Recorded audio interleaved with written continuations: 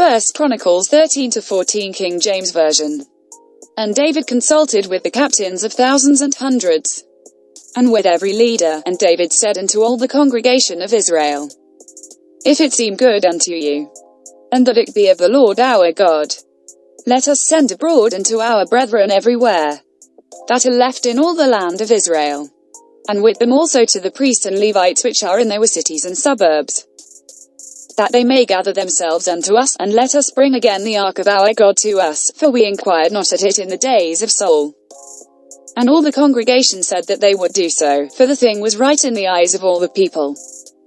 So David gathered all Israel together, from Shiphr of Egypt even unto the entering of Hamath, to bring the ark of God from Kirjath-jearim. And David went up, and all Israel, to Baalah, that is, to Kirjath-jearim, which belonged to Judah, to bring up thence the ark of God the Lord, that dwelleth between the cherubims, whose name is called on it. And they carried the ark of God in a new cart out of the house of Abinadab, and Uzzah and Ahio drave the cart, and David and all Israel played before God with all their might, and with singing, and with harps, and with psalteries, and with timbrels, and with cymbals, and with trumpets. And when they came unto the threshing floor of Chidon, Uzzah put forth his hand to hold the ark, for the oxen stumbled. And the anger of the Lord was kindled against Uzzah, and he smote him, because he put his hand to the ark, and there he died before God. And David was displeased, because the Lord had made a breach upon Uzzah, wherefore that place is called Perizatza to this day. And David was afraid of God that day, saying, How shall I bring the ark of God home to me? So David brought not the ark home to himself to the city of David, but carried it aside into the house of Obededom the Gittite, and the ark of God remained with the family of Obededom in his house 3 months. And the Lord blessed the house of Obededom, and all that he had. Now Hiram king of Tyre sent messengers to David, and timber of cedars, with masons and carpenters, to build him an house. And David perceived that the Lord had confirmed him king over Israel, for his kingdom was lifted up on high, because of his people Israel. And David took more wives at Jerusalem, and David begat more sons and daughters.